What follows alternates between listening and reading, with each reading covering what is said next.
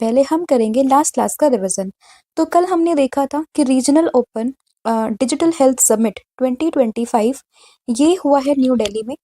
इसके अलावा अगर हम बात करें कि what is the theme of the world fisheries day 2025, तो इसकी थीम है India's transformation, India's blue transformation, strengthening value addition in seafood export. फिर बात करें कि अभी सेकेंड एडिशन ऑफ दी भारतीय काल महोत्सव, इसको किसने इनॉग्रेट किया है सेकेंड एडिशन को, तो ये क्या है द्रौपदी मुर्मू जी ने। अभी इंडिया की semiconductor ambitions for the year 2032, इसको यहाँ पे किसने हाईलाइट किया है, तो ये क्या अश्वनी वैष्णव ने। फिर बात करें कि इंडिया ने इसराइल के साथ में एक टर्म ऑफ रेफरेंस को यहाँ पे साइन किया है on the free trade agreement को लेकर। What is the name of India's born cheetah which recently give birth to 5 cubs, तो इसका नाम है मुखी। अभी मिस यूनिवर्स 2025 का जो टाइटल है ये जीत लिया फातिमा बोश फर्नांडिस ने, जो कि बिलोंग करती है मैक्सिको से। नेशनल फिलोसफी डे 2025 की बात करें तो ये मना है 20 नवंबर को, और ये हर साल जो यहाँ पे थर्ड थर्सडे होता है नवंबर का, तब इसको सेलिब्रेट करते हैं, और इस बार ये हुआ है 20 नवंबर को।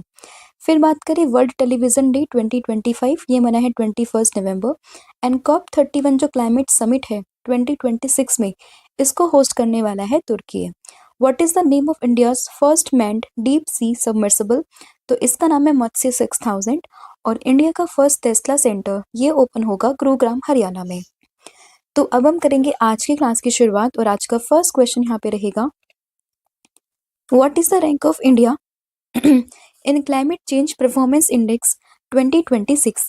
तो जो क्लाइमेट चेंज परफॉर्मेंस इंडेक्स है 2026, इसमें भारत की रैंक क्या है, तो इसमें भारत की रैंक होगी 23, यानी कि ऑप्शन नंबर ए।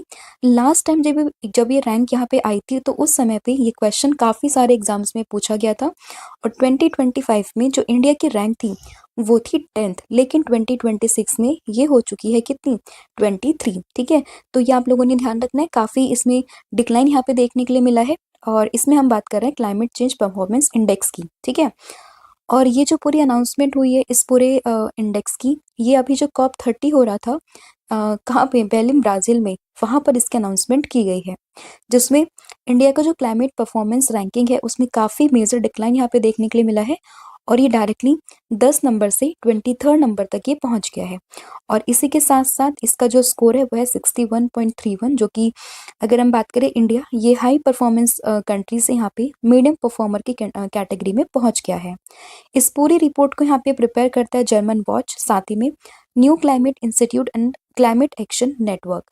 तो अभी भी अगर हम बात करें कि रैंकिंग में जो चीज़ें आपको ध्यान रखनी है वो ये कि क्लाइमेट चेंज परफॉर्मेंस इंडेक्स 2026 में भारत की रैंक 23 है, लास्ट ईयर 10 थी, और इंडिया का स्कोर है 61.31, जिसमें अगर हम बात करें कि इंडिया जो है वो हाई परफॉर्मर स्टेट से हटके यहाँ पर पहुँच चुका है मीडियम परफॉर्मर की कैटेगरी में।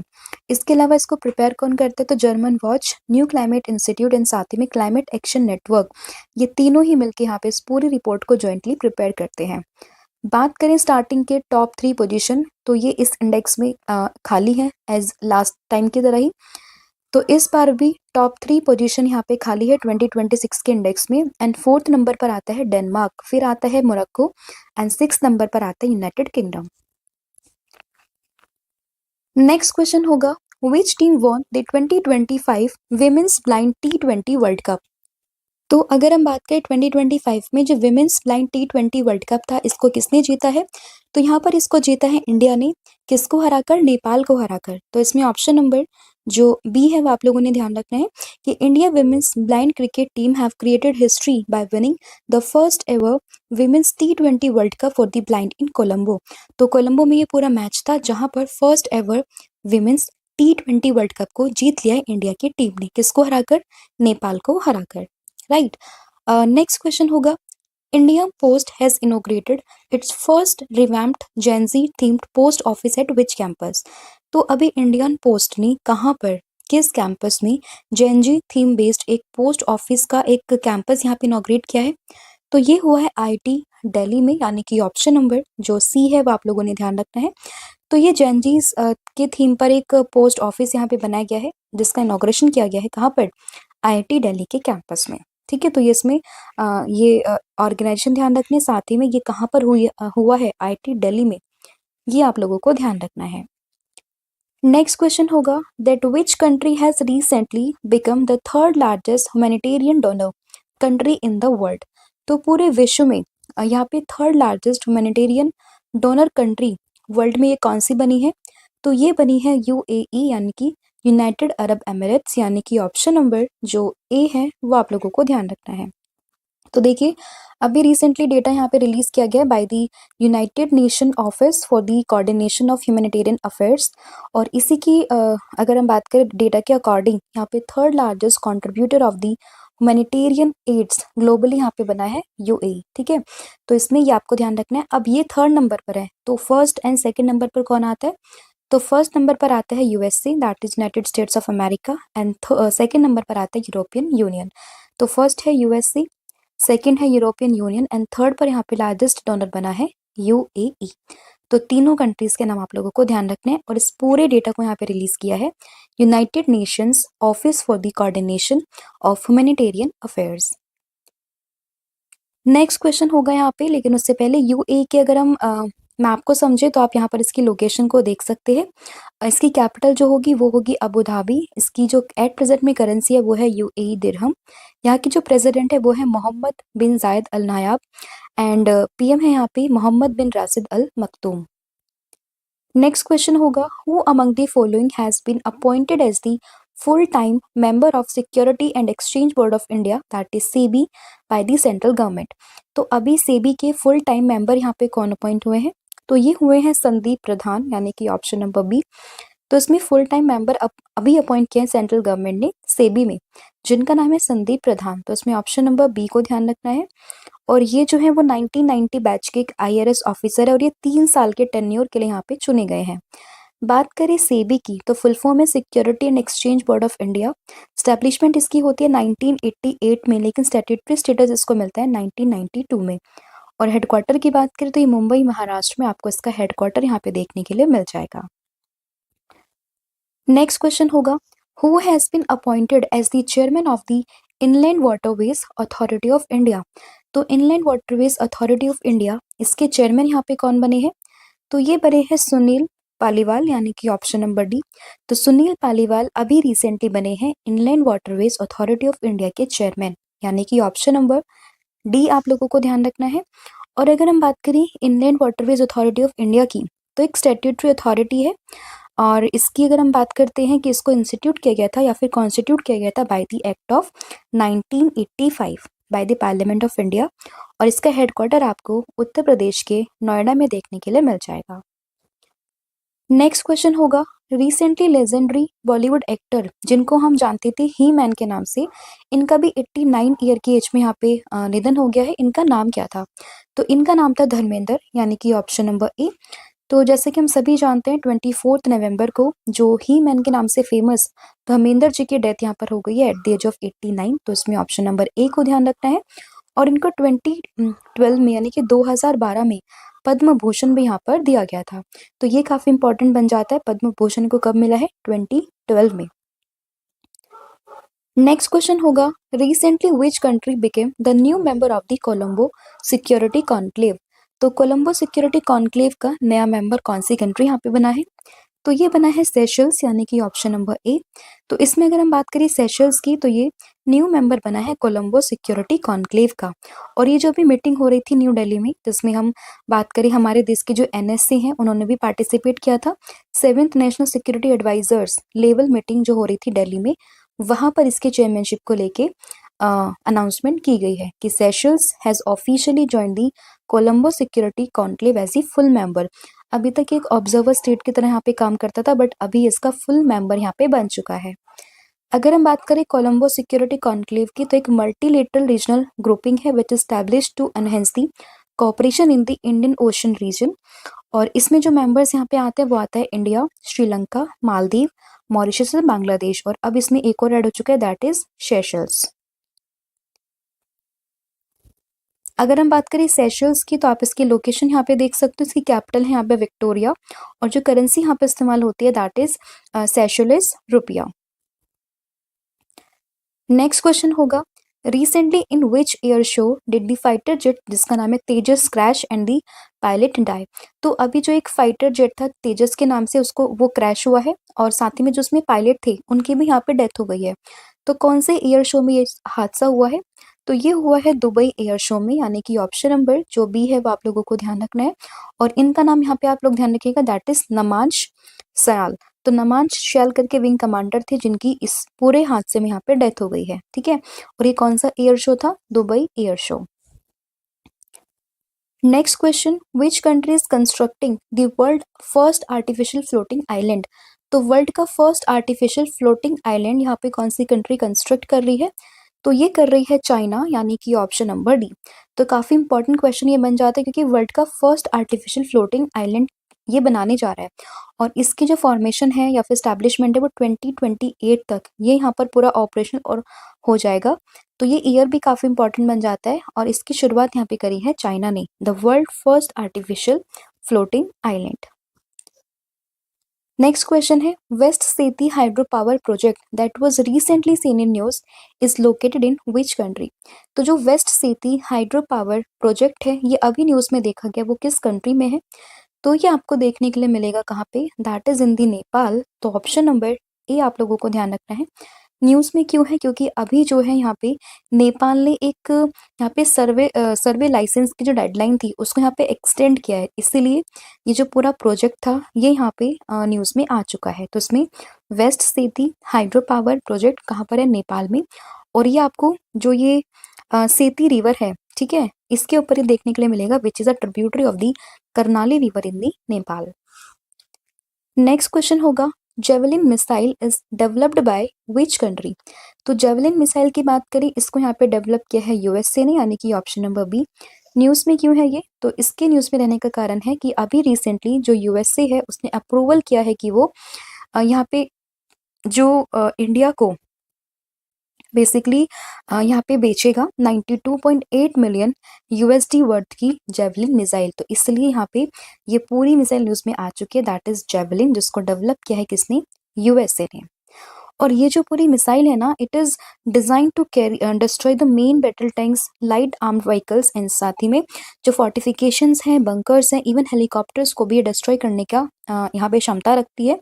तो इसलिए काफी इंपॉर्टेंट, काफी पावरफुल ये मिसाइल है जिसको डेवलप यहाँ पे किया है यूएसए ने। नेक्स्ट क्वेश्चन होगा, which country makes history as the smallest country to qualify for the FIFA World Cup. तो फीफा वर्ल्ड कप को क्वालिफाई करने वाली स्मॉलेस्ट कंट्री यहाँ पे कौन सी बनी है? तो ये यहाँ पे बनी है कुराकाओ, यानी कि ऑप्शन नंबर डी। एंड इसने यहाँ पे इतिहास रच दिया है क्योंकि ये स्मॉलेस्ट कंट्री बनी है to qualify for this World Cup. तो इसमें Caribbean island of the Curacao का नाम आप लोगों को ध्यान रखना है। अगर हम बात करें कुराकाओ की, तो आप इसकी लोकेशन यहाँ पे देख सकते हो, आपको ये जो साउथ अमेरिका कॉन्टिनेंट है उसके ऊपर यहाँ पर देखने के लिए मिलेगा। इसकी जो करेंसी है that is Caribbean Gilder and इसकी जो कैपिटल है दैट इज विल्मस्टेड, ठीक है। तो इसकी कैपिटल भी काफी इंपॉर्टेंट है और ये कौन से कॉन्टिनेंट में है ये इंपॉर्टेंट है। नेक्स्ट क्वेश्चन होगा, who represented India in the 20th G20 leaders summit in 2025। तो 2025 में जो G20 लीडर्स की समिट है उसमें इंडिया को किसने रिप्रेजेंट किया है? तो ये रिप्रेजेंट किया है देश के प्रधानमंत्री नरेंद्र मोदी ने, यानी कि ऑप्शन नंबर ए आप लोगों को ध्यान रखना है। और ये जो पूरी मीटिंग हो रही थी ये हो रही थी साउथ अफ्रीका के जोहान्सबर्ग में, ठीक है। 21 नवंबर से लेके 23 नवंबर के बीच में मीटिंग थी जिसमें इंडिया को रिप्रेजेंट किया है नरेंद्र मोदी ने। एंड पूरी मीटिंग कहाँ पर थी? साउथ अफ्रीका के जोहान्सबर्ग में। और इस बार की जो थीम है इसकी G20 की वो क्या है? Solidarity, equality and sustainability, right. तो ये थीम भी इंपॉर्टेंट है। नेक्स्ट क्वेश्चन यहाँ पे होगा, national cashew day 2025 is celebrated on which date. तो कौन से डेट को यहाँ पे नेशनल कैश्यू डे सेलिब्रेट किया गया है? तो ये हुआ है यहाँ पे 23 नवंबर को, यानी कि ऑप्शन नंबर जो डी है वो आप लोगों को ध्यान रखना है। तो हर साल 23 नवंबर को सेलिब्रेट होता है नेशनल कैश्यू डे। और अगर हम बात करें कि ये कैसे हमारे देश में आता है, तो अगर आपको याद होगा कि पोर्तुगीज जब हमारे देश में आते तो उन्होंने 1560 से 1565 के बीच में यहाँ पे ये जो पूरा एक तरीके से जो ये ट्री है कैशू का, इसको यहाँ पे लेके आए थे वो इंडिया में। उसके बाद में ये पूरा साउथ ईस्ट एशिया में और अफ्रीका में इसका यहाँ पे स्प्रेड हो जाता है, ठीक है। तो इंट्रोड्यूस किया है पोर्तुगीज ने in the year between 1560 to 1565 and ये डे बनता है 23 नवंबर को। नेक्स्ट क्वेश्चन होगा, इससे पहले कुछ इंपॉर्टेंट डेज है नवंबर के, वो हम रिकॉल कर लेते हैं। World vegan day 1 November, tsunami awareness day 5 November, national cancer awareness day again 7 November, radiography day है 8 नवंबर को, नेशनल एजुकेशन डे है 11 November, public service broadcasting day, world pneumonia day दोनों बनते हैं 12 November, world kindness day 13 November है, diabetes day children's day 14 November, Birsa Munda ji की जयंती ये मनती है 15 नवंबर को, इंटरनेशनल स्टूडेंट्स डे ये मनता है 17 November, world toilet day, international men's day 19 November and world children's day ये मनता है 20 नवंबर को। नेक्स्ट क्वेश्चन होगा, recently who will be selected to be inducted into the 2026 tennis hall of fame. तो tennis hall of fame 2026 में किसको यहाँ पे शामिल किया गया है, तो ये हुए हैं रोजर फेडरर, यानी कि ऑप्शन नंबर जो ए है वो आप लोगों को ध्यान रखना है। तो one of the most iconic athlete in the tennis history that is Roger Federer, इनको ही यहाँ पे जो इंटरनेशनल हॉल ऑफ फेम है टेनिस का उसके क्लास ऑफ 2026 में शामिल किया गया है। अब आप लोगों ने कमेंट करके ये बताना है कि जो रोजर फेडरर है वो किस कंट्री से यहाँ पे बिलोंग करते हैं, तो उसका जो आंसर होगा वो आपने मुझे कमेंट करके बताना है। नेक्स्ट क्वेश्चन होगा, which two nation has officially named as country's partner for upcoming Hornbill Festival 2025। तो ये क्वेश्चन आपको करेक्ट करना है, ऑलरेडी मैं इसको डिस्कस कर चुकी हूँ, बट अभी यहाँ पे जो कंट्री पार्टनर चुने गए हैं वो है स्विट्जरलैंड एंड आयरलैंड, यानी कि option number C. Hornbill festival जो कि नागालैंड में होगा 1 दिसंबर से स्टार्ट हो जाएगा एंड इसी में ही जो कंट्रीज पार्टनर यहाँ पे चुने गए हैं वो चुने गए हैं स्विट्जरलैंड और आयरलैंड, यानी कि ऑप्शन नंबर जो सी है वो आपको ध्यान रखना है। और इस हॉर्नबिल फेस्टिवल को ही फेस्टिवल्स ऑफ फेस्टिवल के नाम से भी जानते हैं और ये 1 से लेके 10 दिसंबर के बीच में होगा Kisama heritage village near the Kohima Nagaland. Next question है, how many gold medal have the won by India at world boxing cup final 2025। तो उत्तर प्रदेश के ग्रेटर नोएडा में जो वर्ल्ड बॉक्सिंग कप हो रहा था उसमें इंडिया ने कितने गोल्ड मेडल्स यहाँ पर जीते, तो इंडिया ने कुल मिला के 9 गोल्ड यहाँ पर जीते हैं, जिसमें कि 7 जीते हैं विमेंस ने एंड 2 जीते हैं मेंस ने, तो कुल मिला के 9 गोल्ड यहाँ पर जीत लिए हैं।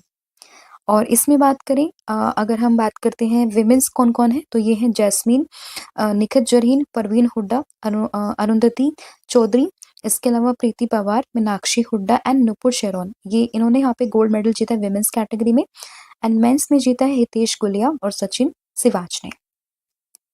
नेक्स्ट क्वेश्चन होगा, who emphasized the need of a new United Nations and renewed international order to handle global conflict during the International Conference of the Chief Justice of the World in Lucknow.